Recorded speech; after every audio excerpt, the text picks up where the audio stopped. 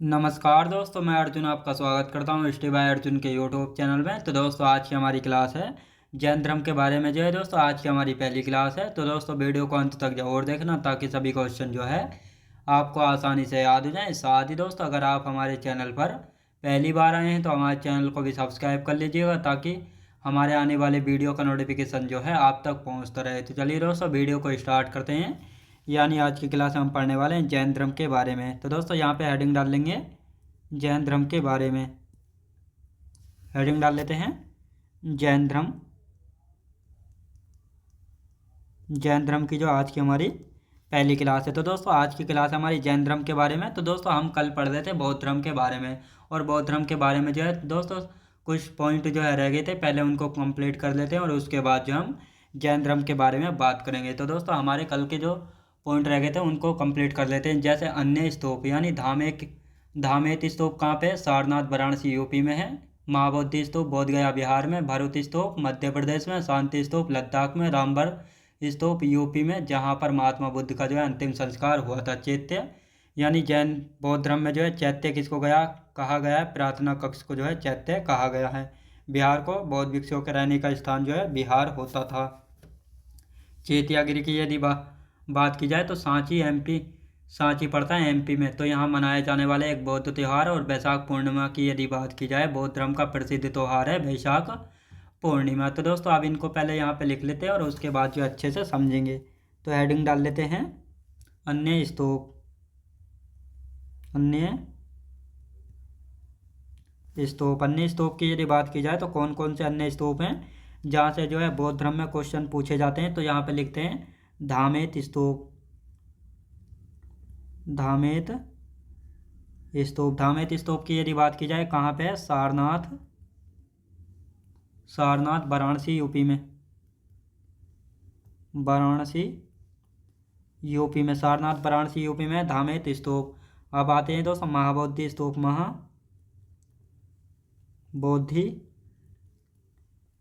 महाबोधि स्तूप की यदि बात की जाए बोध गया बिहार में। कहाँ पे दोस्तों? बोध गया बिहार में पड़ता है। कहाँ पे दोस्तों? बोध गया बिहार में। भरूच स्तूप की यदि बात की जाए तो भरूच स्तूप कहाँ पे पड़ता है? मध्य प्रदेश में, यानी एमपी में पड़ता है भरूच स्तूप। ये आपको अच्छे से याद रखना है। अब आते हैं दोस्तों शांति स्तूप की यदि बात की जाए सबसे ज़्यादा पूछा जाता है शांति स्तूप कहाँ पे पड़ता है? ये पड़ता है दोस्तों लद्दाख में। यानी शांति स्तूप कहाँ पे? लद्दाख में पड़ता है। कहाँ पे दोस्तों? लद्दाख में है शांति स्तूप। रामभर स्तूप की यदि बात की जाए रामभर स्तूप की यदि बात की जाए तो यूपी में पड़ता है। यूपी में जहाँ पर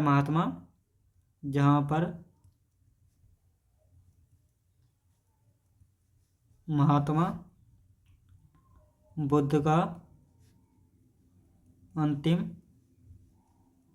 संस्कार हुआ था। जहाँ पर महात्मा बुद्ध का जो है अंतिम संस्कार हुआ था, यहाँ पे पड़ता है दोस्तों। याद रखेंगे दोस्तों। अब आते हैं चैत्य की यदि बात की जाए तो बौद्ध धर्म में जो है चैत्य किसको कहा जाता था? प्रार्थना कक्ष को। यानी जहाँ पर जो है प्रार्थना कक्ष को जो है चैत्य कहा जाता था बौद्ध धर्म में। ये आपको अच्छे से याद रखना है। फिर आते हैं बिहार। यानी बौद्ध धर्म में जो है बिहार किसको कहा जाता था? यानी जो बौद्ध भिक्षु होते थे वह जहाँ पर रुकते थे तो उसी को जो है बौद्ध भिक्षुओं का रहने का स्थान जो है होता था, उसको बौद्ध विहार जो है कहते थे। लिखेंगे बौद्ध भिक्षुओं का रहने का स्थान। बौद्ध भिक्षुओं के रहने के स्थान को क्या कहा गया? बिहार कहा गया। क्या दोस्तों? बिहार जो है कहा गया है। अब आते हैं दोस्तों चैत्यागिरी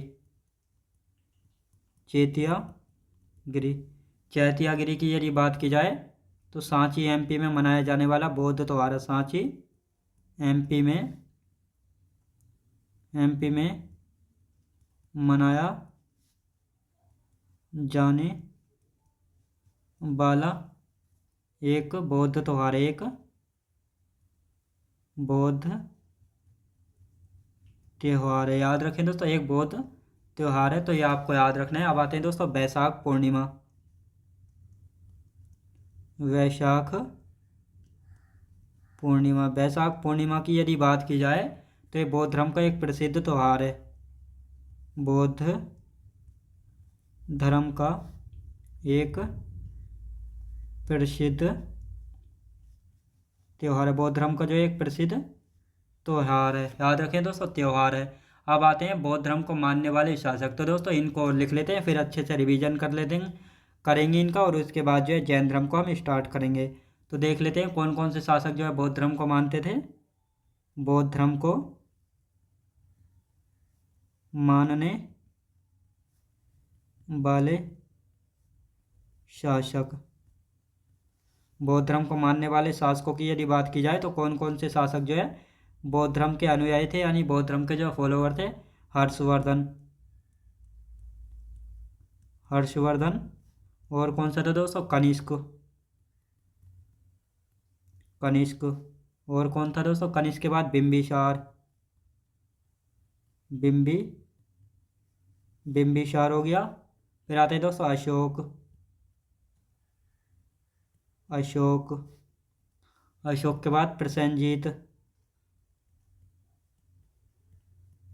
प्रसेनजीत। फिर आते हैं दोस्तों गोपाल, जो कि पाल वंश के शासक थे, पाल वंश के शासक थे। तो दोस्तों ये था हमारा बौद्ध धर्म का कुछ टॉपिक जो जो रह गए थे। अब इनका एक बार हम रिवीजन कर लेते हैं।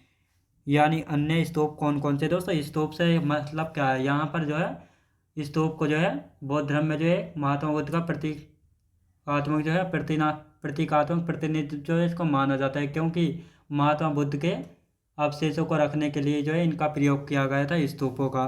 तो यहाँ पर धामेत स्तूप की यदि बात की जाए तो सारनाथ वाराणसी यूपी में पड़ता है धामेत स्तूप। महाबौद्ध स्तूप कहाँ पे, बोध गया बिहार में है।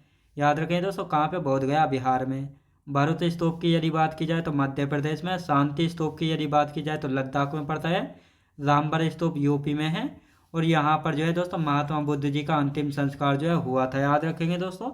अब बौद्ध धर्म में जो है चैत्य किसको कहा जाता है, जो प्रार्थना कक्ष होता था बौद्ध धर्म में उसको जो है चैत्य कहा जाता था। बिहार की यदि बात की जाए, बौद्ध भिक्षुओं के जो रहने का स्थान होता था उसको बिहार जो है कहा जाता था। चेतियागिरी की यदि बात की जाए तो एमपी के सांची में मनाया जाने वाला एक तो बौद्ध त्यौहार था चैतियागिरी। वैशाख पूर्णिमा की यदि बात की जाए तो बौद्ध धर्म में जो है एक प्रसिद्ध त्यौहार के रूप में मनाया जाता है। अब वैशाख पूर्णिमा को ही जो है क्यों मनाया जाता है, क्योंकि दोस्तों महात्मा बुद्ध का जन्म किस दिन हुआ था, वैशाख पूर्णिमा में। उनको ज्ञान कब प्राप्त हुआ था, वैशाख पूर्णिमा के दिन। उनकी मृत्यु कब हुई थी, वैशाख पूर्णिमा के दिन। तो इसीलिए जो है दोस्तों वैशाख पूर्णिमा को जो है बौद्ध धर्म में एक प्रसिद्ध त्यौहार के रूप में मनाया जाता है। बौद्ध धर्म को मानने वाले शासक, यानी बौद्ध धर्म को मानने वाले शासक कौन कौन थे? हर्षवर्धन, कनिष्क, बिंबिसार, अशोक, प्रसेनजीत और गोपाल पाल वंश के शासक थे। तो ये सभी शासक जो है दोस्तों बौद्ध धर्म को मानने वाले शासक थे। अब आते हैं दोस्तों जैन धर्म, यानी हमारा बौद्ध धर्म का टॉपिक जो है कंप्लीट हो चुका है। अब हम जैन धर्म को स्टार्ट करने वाले हैं। तो दोस्तों जैन धर्म की यदि बात की जाए तो जैन धर्म में जो है दोस्तों 24 तीर्थंकर हुए हैं। और 24 तीर्थंकरों के बारे में जो है कहाँ से हमको पता लगता है, तो एक पुस्तक है कल्पसूत्र। इससे हमें पता लगता है कि जैन धर्म में जो है 24 तीर्थंकर हुए हैं। और ये पुस्तक है कल्पसूत्र, और इसको जो है भद्रबाहु जी के द्वारा जो है लिखा गया था। किसके द्वारा दोस्तों, भद्रबाहु जी के द्वारा जो है लिखा गया था। अब दोस्तों तीर्थंकर का क्या मतलब है। तीर्थंकर की यदि बात की जाए तो तीर्थंकर जो है दोस्तों धर्म का रक्षक व आध्यात्मिक शिक्षक होता है, जो कि मोक्ष व मुक्ति का मार्ग जो है बताता है। जैन धर्म की यदि बात की जाए तो जैन धर्म जो है किसके समकालीन था, जैन धर्म जो है सिंधु घाटी सभ्यता के समकालीन जो है इसको माना जाता है। और जैन धर्म जो है बौद्ध धर्म से पुराना था। पूछा जाता है ये क्वेश्चन भी, जैन धर्म पुराना है या बौद्ध धर्म, तो आपको पता होना चाहिए जैन धर्म जो है बौद्ध धर्म से पुराना है। और इन 24 तीर्थंकरों में जो है सबसे पहले तीर्थंकर कौन थे, तो ऋषभ देव जी थे। और इन्हीं को जो है जैन धर्म का फाउंडर यानी संस्थापक जो है माना जाता है। लेकिन रियल फाउंडर या वास्तविक संस्थापक किसको माना जाता है, महावीर स्वामी जी को माना जाता है, क्योंकि जैन धर्म को जो है दोस्तों इन्होंने प्रसिद्धि दिलाई थी और इन्होंने ही जो है इसका वास्तविक स्वरूप जो है प्रदान किया था। तो इसलिए इनको रियल फाउंडर या वास्तविक संस्थापक माना जाता है जैन धर्म का, महावीर स्वामी जी को। तो दोस्तों अब यहाँ पे हम लिख लेते हैं, हेडिंग डालेंगे दोस्तों जैन धर्म, और फिर आगे की चर्चा जो है हम अच्छे से करेंगे। जैन धर्म, जैन धर्म जैन धर्म की दोस्तों आज की हम पहली क्लास जो है स्टार्ट करने वाले हैं। तो जैन धर्म की यदि बात करते हैं, जैन धर्म में कितने तीर्थंकर हुए थे? 24 तीर्थंकर हुए थे। 24 तीर्थंकरों के बारे में, 24 तीर्थंकरों के बारे में कहाँ से पता लगता है? तो ये आपको पता लग होना चाहिए कहाँ से? कल्पसूत्र पुस्तक से। दोस्तों कहाँ से? कल्पसूत्र पुस्तक से जो है पता लगता है, कल्पसूत्र पुस्तक से पता लगता है। अब दोस्तों इसके राइटर कौन थे, यानी इसके लेखक कौन थे? भद्रबाहु। कौन थे? भद्रबाहु के द्वारा लिखी गई ये पुस्तक कल्पसूत्र। और इसी पुस्तक से हमको पता लगता है कि जैन धर्म में कितने तीर्थंकर हुए हैं? 24 तीर्थंकर जो है हुए हैं। अब यहाँ पर बात करते हैं जैन धर्म किसके समकालीन था? जैन धर्म किसके समकालीन था? तो किसके समकालीन था जैन धर्म? ये आपको पता होना चाहिए, सिंधु घाटी सभ्यता के। सिंधु घाटी सभ्यता के समकालीन माना जाता है। समकालीन से क्या मतलब है? यानी सिंधु घाटी सभ्यता के समय का माना जाता है। किसको दोस्तों? जैन धर्म को याद रखेंगे। अब आते हैं दोस्तों, जैन धर्म जो है बौद्ध धर्म से पुराना है। जैन धर्म की यदि बात की जाए, जैन धर्म बौद्ध धर्म से पुराना है। बौद्ध धर्म से पुराना है, याद रखें दोस्तों। जैन धर्म जो है बौद्ध धर्म से पुराना है। अब जैन धर्म के संस्थापक की यदि बात की जाए, जैन धर्म के संस्थापक यानी फाउंडर कौन थे? संस्थापक यानी फाउंडर की यदि बात की जाए, ऋषभ देव। याद रखें दोस्तों, ऋषभ देव जी जो है संस्थापक थे किसके? और साथ ही प्रथम तीर्थंकर थे। प्रथम तीर्थंकर थे, याद रखें दोस्तों, प्रथम तीर्थंकर थे। और साथ ही दोस्तों हम यहाँ पर बात करते हैं अब जैन धर्म के वास्तविक संस्थापक या रियल फाउंडर जो है जैन धर्म का किसको माना जाता है? महावीर स्वामी जी को। महावीर स्वामी जी को माना जाता है। किसको दोस्तों? महावीर स्वामी जी को जो है माना जाता है। और महावीर स्वामी जो है 24वें तीर्थंकर थे। 24वें तीर्थंकर थे, याद रखें दोस्तों, 24वें तीर्थंकर थे, यानी अंतिम तीर्थंकर थे। कौन थे दोस्तों? अंतिम तीर्थंकर थे। तो ये भी आपको याद रखना है। अब यहाँ पर बात आती है ऋषभ देव जी के बारे में हम पढ़ेंगे। पहले ऋषभ देव जी का जन्म कहाँ पर हुआ था? तो ऋषभ देव जी के जन्म की यदि बात की जाए तो अयोध्या में इनका जन्म हुआ था। और ऋषभ देव ऋग्वेद में जो है जैन धर्म के प्रथम तीर्थंकर ऋषभ देव और 22वें तीर्थंकर अरिष्ट नेमि का वर्णन मिलता है। तो ये क्वेश्चन पूछा जाता है, ऋग्वेद में जो है जैन धर्म के कौन से तीर्थंकरों का वर्णन मिलता है? तो ऋग्वेद में जो है जैन धर्म के प्रथम तीर्थंकर ऋषभ देव थे और 22वें तीर्थंकर थे अरिष्ट नेमि। तो इनका जो है वर्णन मिलता है। कहाँ पे इनका वर्णन मिलता है? तो ऋग्वेद में जो है इनका वर्णन मिलता है। तो लिख लेते हैं इनको भी। सबसे पहले आते हैं दोस्तों ऋषभ देव का जन्म स्थान। ऋषभ देव का जन्म स्थान की यदि बात की जाए तो इनका जन्म कहाँ पे हुआ था? अयोध्या में, याद रखें दोस्तों, अयोध्या में जो है ऋषभ देव जी का जन्म हुआ था। अब यहाँ पर बात करते हैं ऋग्वेद की। ऋग्वेद में जैन धर्म के प्रथम तीर्थंकर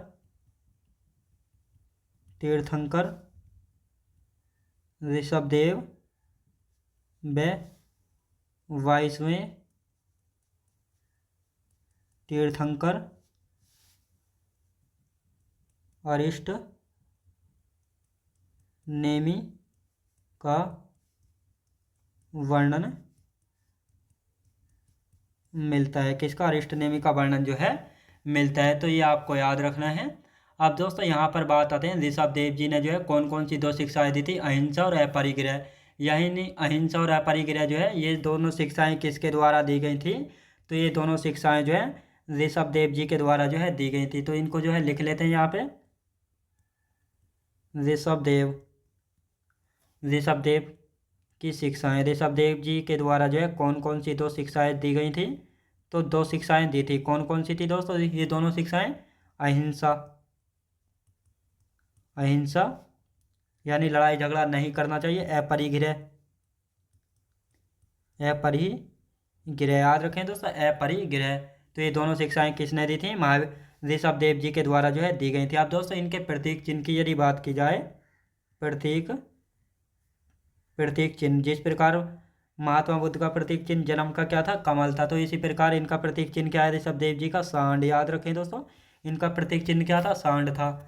अब यहाँ पर ऋषभदेव जी के अन्य नाम की यदि बात की जाए, यानी अदर्स नेम, यानी इनको जो है किन अन्य नामों से जो है जाना जाता था, तो इनको भी हम यहाँ पे देख लेते हैं।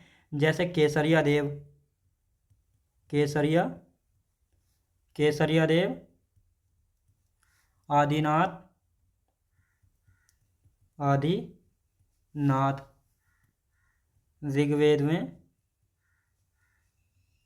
वर्णन मिलता है, कहाँ पे दोस्तों, ऋग्वेद में वर्णन मिलता है। यानी अभी हमने जाना था ऋग्वेद में जो है जैन धर्म के प्रथम तीर्थंकर ऋषभदेव और 22वें तीर्थंकर अरिष्टनेमि का वर्णन जो है मिलता था।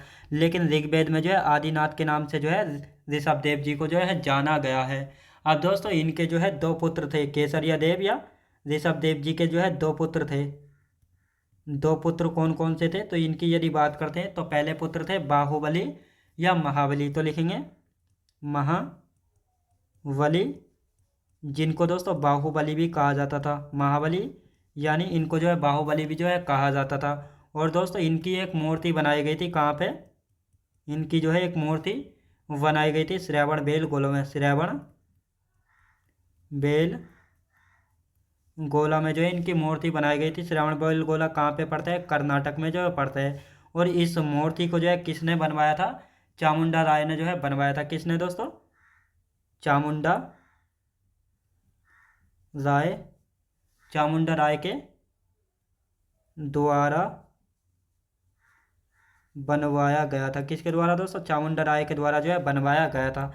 अब दोस्तों इनके दूसरे पुत्र की यदि बात की जाए तो दूसरे पुत्र थे भरत। याद रखें दोस्तों, दूसरे पुत्र थे इनके भरत, तो ये कहा जाता है। अब दोस्तों यहाँ पे हम इनका एक बार रिवीजन कर देते हैं, फिर आगे जो है अच्छे से हम चलेंगे। तो यहाँ पर बात करते हैं जैन धर्म।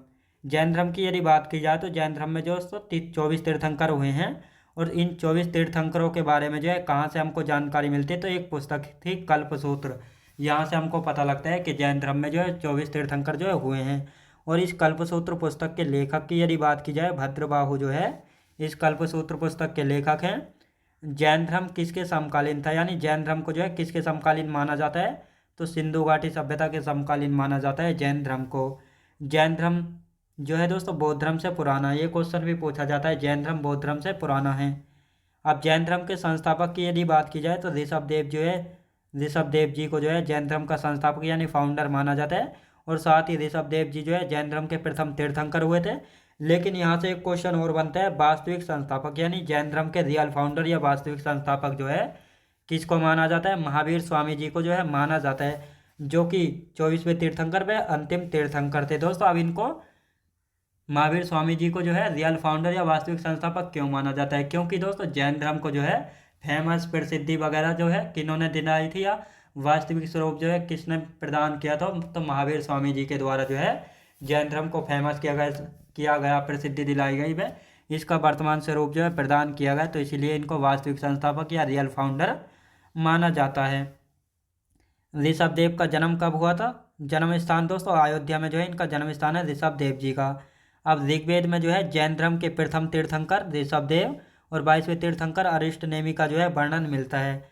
पूछा जाता है ऋग्वेद में जो है जैन धर्म के कौन से तीर्थंकरों का वर्णन मिलता है, प्रथम तीर्थंकर ऋषभदेव और 22वें तीर्थंकर अरिष्टनेमि का वर्णन जो है मिलता है। ऋषभदेव जी के द्वारा दो शिक्षाएं दी गई थी, अहिंसा और अपरिग्रह।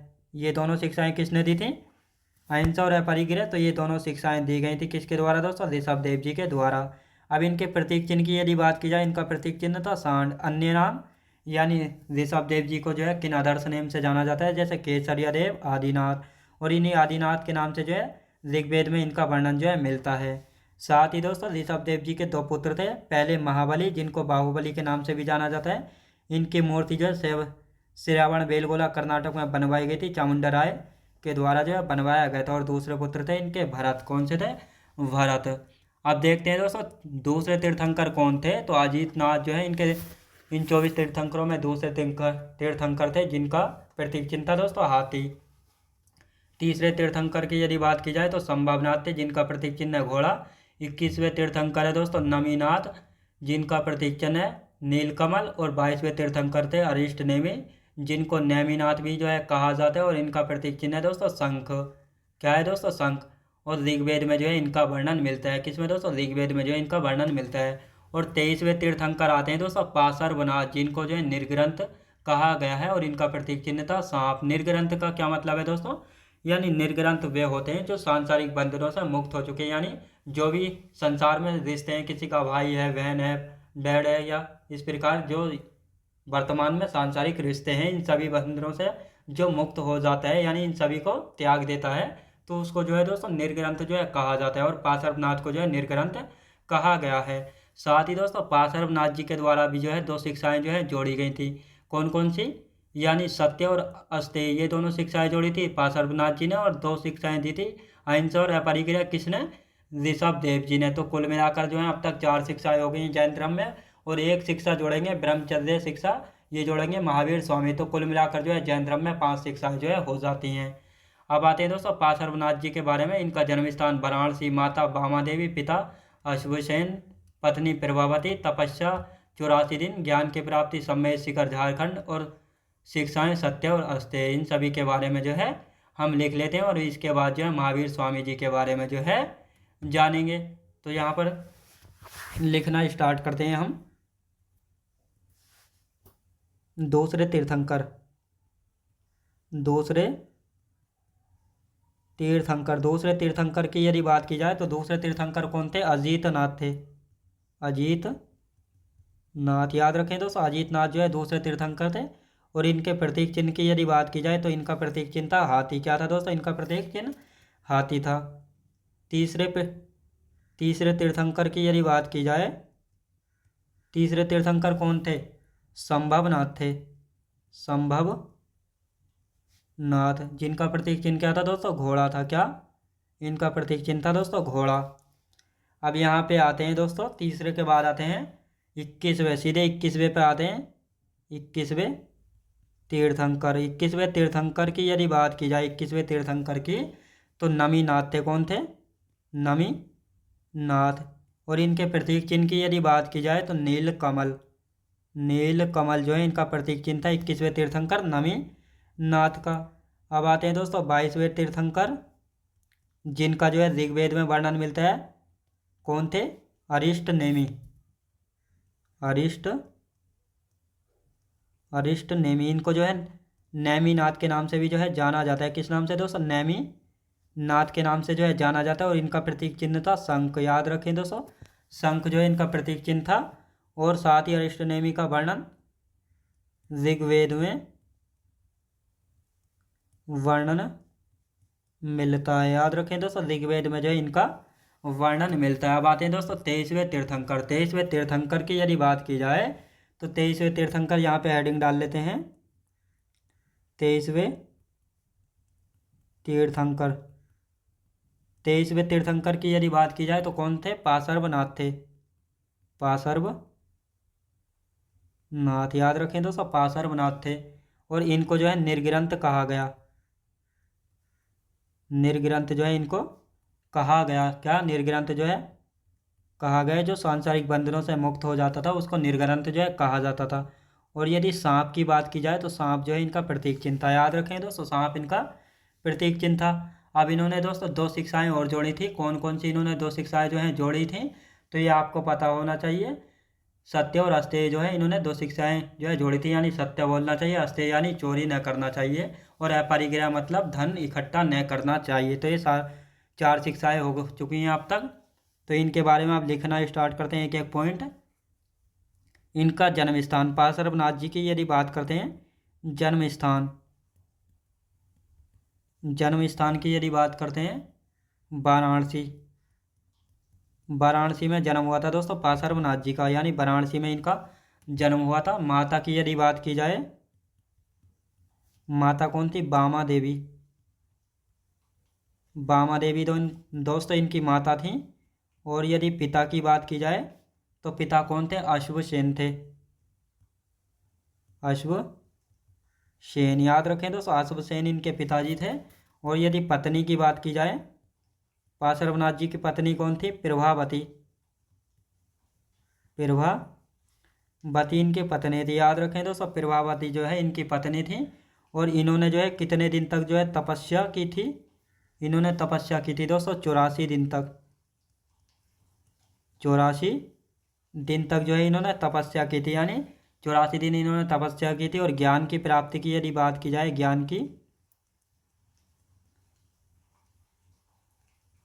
ज्ञान की प्राप्ति की यदि बात की जाए, ज्ञान की प्राप्ति जो है सम्मेद शिखर झारखंड में हुई थी। शिखर सम्मेद शिखर कहाँ पे पड़ता है दोस्तों? झारखंड में पड़ता है सम्मेद शिखर। तो यहीं पर जो है इनको ज्ञान की प्राप्ति हुई थी पाशुराम नाथ जी को। अब दोस्तों इन्होंने कौन कौन सी 2 शिक्षाएं जोड़ी थी? तो यदि बात करते हैं इनकी शिक्षाएं, यानी 2 शिक्षाएं जो हैं जोड़ी थी, सत्य और अस्तेय। अस्तेय का मतलब होता है दोस्तों चोरी न करना, चोरी न करना। और सत्य का मतलब होता है सत्य बोलना, सत्य बोलना। तो ये 2 शिक्षाएं इन्होंने दी थी। अब 2 शिक्षाएं जो है किसके द्वारा दी गई थी? तो ये 2 शिक्षाएं दोस्तों कौन कौन सी थी? इन दोनों शिक्षाओं को भी जो है लिख लेते हैं। अहिंसा, अहिंसा के मार्ग पर जो है चलना चाहिए। और यदि बात करते हैं अपरिग्रह, अपरिग्रह यानी धन इकट्ठा नहीं करना चाहिए। ये दोनों शिक्षाएं किसने दी थी? तो ये दोनों शिक्षाएं जो है ऋषभ देव जी के द्वारा जो है दी गई थी। यानी ये 2 शिक्षाएं और ये वाली 2 शिक्षाएं, यानी कुल मिलाकर जो है जैन धर्म में अब तक कितनी शिक्षाएं हो चुकी हैं? 4 शिक्षाएं जो हैं हो गई हैं। कितनी दोस्तों? 4 शिक्षाएं जो हैं हो गई हैं, जिनमें से 2 शिक्षाएं ऋषभ देव जी के द्वारा दी गई थी, 2 शिक्षाएं पाशुराम नाथ जी के द्वारा जो है दी गई थी। और 5वीं शिक्षा महावीर स्वामी जी देंगे, ब्रह्मचर्य का पालन करना चाहिए, ये कहेंगे। तो दोस्तों अब इनका हम रिवीजन कर लेते हैं और उसके बाद जो है महावीर स्वामी जी के बारे में अच्छे से जानेंगे। तो दूसरे तीर्थंकर की यदि बात की जाए तो अजीत नाथ है दूसरे तीर्थंकर, जिनका प्रतीक चिन्ह था हाथी। तीसरे तीर्थंकर की यदि बात की जाए तो संभवनाथ है तीसरे तीर्थंकर, जिनका प्रतीक चिन्ह है घोड़ा। 21वें तीर्थंकर है दोस्तों नमीनाथ, जिनका प्रतीक चिन्ह है नील कमल।